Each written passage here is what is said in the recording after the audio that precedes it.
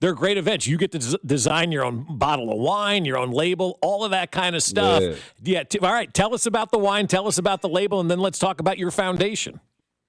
Yeah, I haven't really. My mom kind of told me about that. I haven't really did any of that yet, but the foundation. I mean, man. I mean, I grew up kind of like living the life of my foundation, so I kind of know what single moms and the kids are going through. Kids want certain things, and the mom can't do it.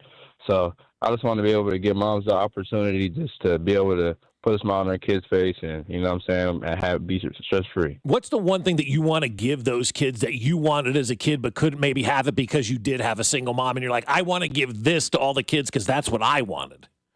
Yeah, I remember like as a kid, like it was sometimes like I mean, my mom couldn't like get certain things. It was whether it was like some cleats or you know what I'm saying, some foods couldn't get made because we couldn't afford it. So just being able to give those kids that opportunity. Yeah, and it's awesome that you're able to do that. And it's the Worthy Ones Foundation, a nonprofit dedicated to uplifting single moms and families and underserved youth. You and your mom are doing this thing kind of together. What's your relationship like with your mom throughout all of this? Yeah, me and my mom are like brother and sister, so I mean it kind of works out perfect. Yeah. Does she tell you what to do all the time, and you still got to listen because it's mom, right? Right, exactly. Okay, so Worthy, no secret, second half of the season starts. We heard on video that the move you guys do, right? The little, is it the Chiefs wave? Is that what we're calling it? Yeah, that's what I guess I named it that. Okay, you guess you named it. So you just came up with it on the fly, like it just called the Chiefs? Yeah. Because I thought it was called that stank. You know, they can't hold you. You got too much stank on the play. That'd be good too, though. Hey, if you want to use it, feel free and take all credit, man. No worries about it. I liked when Andy Reid was like listening to Patrick. Did you see this video where Patrick's telling Andy all about the Chiefs wave, and Andy has no interest whatsoever and just turns and walks away? Is that typical? Yeah. Yeah, that sounds like Coach Reid. What? No doubt. Talking with Xavier Worthy, number one on the roster on the jersey number. Xavier Worthy, you were here last year with that Denver game that got blocked. What was your emotion seeing that as a rookie in the NFL? Was that kind of like your welcome to the NFL moment when you saw that kick get blocked against Denver? I'm not gonna lie, that's kind of like that was kind of not even a welcome to the NFL moment. It just brought me back to like college days. You know, college you kind of see a lot of punts and field goals being blocked. You don't really see that a lot in the league, so this brought me back to my college days. No doubt. That was a year ago this week that happened, and you guys, I think, have probably the biggest Chiefs-Denver game we've seen this century taking place on Sunday. How fired up is everybody and ready to go after the bye week? I mean, yeah, just taking a week off to get our mentals back and our bodies back right, and coming back to play football. I mean, we can't wait. I know this conversation is more importantly about Uncork for a Cause with you and everything that you're doing this wonderful thing for. We saw that information get leaked out by Buffalo a couple of weeks ago, how they said that they were noticing how you were lining up. Is that like a, hey, thank you very much, we're going to take this to the audio room? I mean, I guess. I mean, I don't know. Yeah, right? Like, you give me an advantage and I'll let my speed take over, right? Yeah, I'll be all right. No doubt. So coming back off the bye, got a big game this weekend. What's that from like a player standpoint? I'm just interested to know, like, do you start ramping up or do you let yourself mentally clear yourself for the bye, or do you start like, when does that sort of kick in where it's like, this is it, baby? For what? For this Denver game. Oh, I mean, it's automatic. I mean, when you're a football player, you're automatically competitive and you're ready to get back out there. So, I mean, it's just a matter of getting back out there. No doubt, because when you score a touchdown this week, I'm doing that stank move, man. You can call it the Chiefs move. I'm doing the stank move, but we appreciate the time here. And then one more time, we'll have Bob talk to you about the event because it's a really great event. Yeah, tell everybody what you want to accomplish with Uncork for a Cause on December 15th at the Intercontinental. You can get tickets at uncorkkc.com. It's an evening of wine, giving, and celebration for the Worthy Ones Foundation, Xavier Worthy's nonprofit that him and his mom are doing to help single moms out in the community. Tell everybody else what you want them to know about what you're doing on December 15th.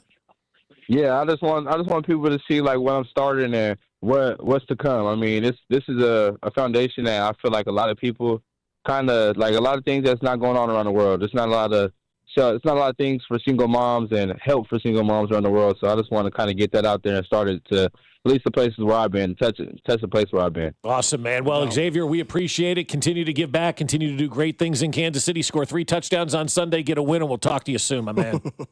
Yes, sir. Thank you. You bet. That's Xavier Worthy, wide receiver for the Kansas City Chiefs. I like that. He likes the celebration name. I told you it was a hit. But Chiefs wave. Chiefs wave. Do you guys drink wine? You drink? I do. Yeah. Mac, have you gotten in on the wine yet? Love wine.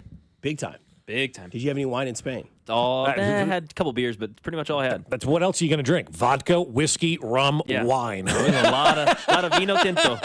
Did I have a lot of tequila? It's Spain, not Mexico, I Dusty. understand, but I mean, still, tequila. I mean, I guess I had a margarita when I went out. Somebody asked if you went to the McDonald's and ordered food and a beer. I did not, but that is cool. We did walk into the McDonald's. And you can get a beer at McDonald's? Yeah, you can get a cerveza, man. Did they have people working, or was it all kiosks? No, a lot of kiosks. Yeah. Less people than here, for sure. Yeah, because I remember in France a couple of years ago, we walked into McDonald's, because why wouldn't you, right? You know, a Royale with cheese. Not that we ordered anything, but I just popped my head in, and I'm like, yeah, it's kiosks everywhere. I didn't really see anybody. I go, It's a metric system. Yeah, exactly. Celsius, Alex. He'd fit in perfectly over there. I had this random thought about Baker Mayfield yesterday. I don't know why, and I wanted to kind of share it with you. Like, the Cleveland Browns, I think, again, I don't know why I'm thinking about Baker Mayfield yesterday, but I was.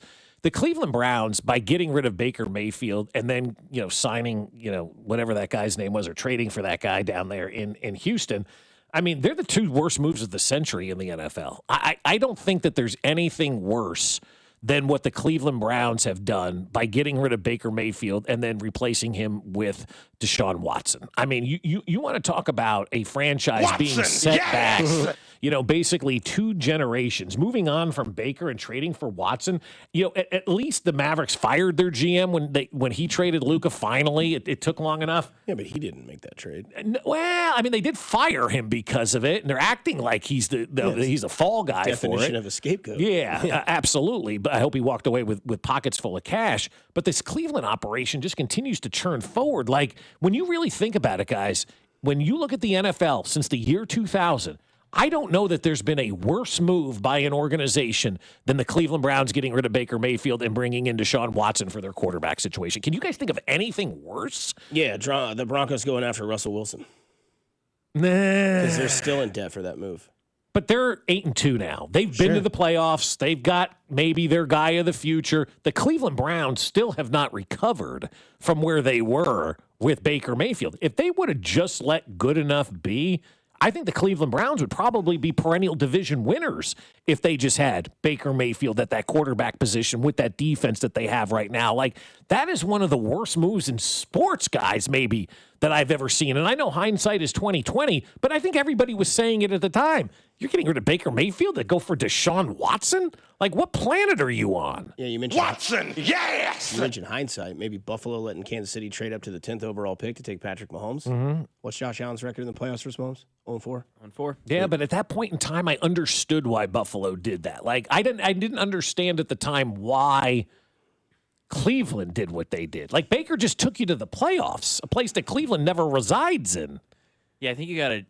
The reason I think the Cleveland Browns Deshaun Watson one's the worst is because all these moves that we've brought up, you can go at the time and go, well, but this makes sense, or, oh, well, this could be the reason. Yeah. That Watson move and the Nico Harrison move are the 2 moves in my lifetime that when they were made, no one was going, well, but. Like, right. There was no one. It was terrible. What are you doing? Yeah. Deshaun Watson was already in all of his crap as far as the crime was concerned. He hadn't played any football. And it was guaranteed Fully money. Guaranteed money. And that adds to it. And set the market. And Luka Doncic is the top 3 player in the NBA and just went to the finals, right? 2 years ago. And he's 26. But if you look back, and if Cleveland just keeps Baker Mayfield, how different is that organization? How different is the NFL right now? How different is the AFC right now? We may be talking about the Cleveland Browns being a bigger rival than Cincinnati. That's crazy. Some moves that come up on Google. They say the Herschel Walker trade to the Cowboys. That's a hindsight, right? Herschel Walker ended up like fizzing out, and then obviously we know what Dallas did. Yeah, with those Dallas. picks. I mean, Russell Maryland, Emmitt Smith, Michael Irvin, like they built their whole franchise with that. Somebody says the Saints in '99 trading all those picks for Ricky Williams. Also, not this century though. I said this century. Like from the year 2000 on. But the Saints thing was stupid for a running back. I thought a century was 100 years. Hey, the new century started in the year 2000. Yeah, this century. This century. Yeah.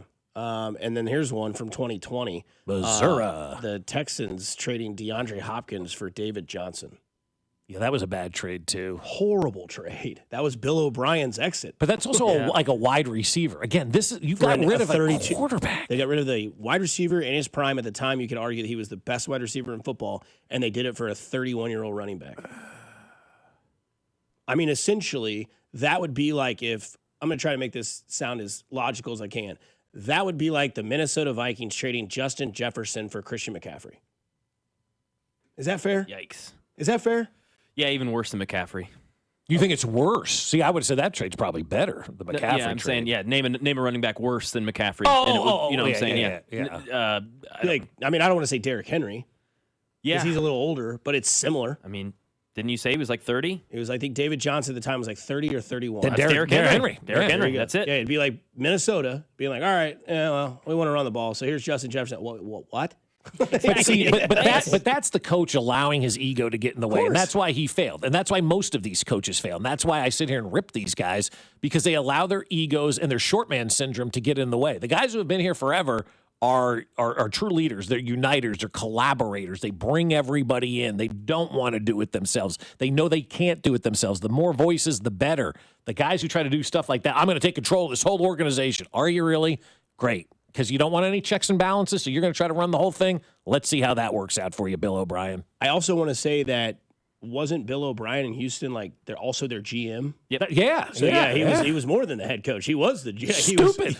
Yeah, dude. Should have never had that position. DeAndre Hopkins, man, at like 27 years old, you traded to the Arizona Cardinals for David Johnson, who had 3 solid years, right? He was like fantasy RB1 for like 2 years out of UNI. But again, But that's a shelf life of a running back. Yeah, in his 30s. I still can't remember. I still can't forget that trade. That's so and it happened 5 years ago. That seems like so long ago. Yeah.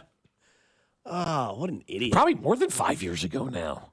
It was 2020. It was 2020? Wow. Yeah. Okay. Gosh. Yeah, that feels way longer. That doesn't seem right, though. But I guess probably. I mean, DeAndre Hopkins is probably in his final year in the NFL? Yeah, I don't even know what he's done this year. He had a couple nice plays early on in the season. Because at one point you said, "Oh, he's having a good year." Yeah, early on in the Well, season, he had a he sick did. touchdown in one of the games. It was like one of those, like, one hand is like, where was that? You know what I mean?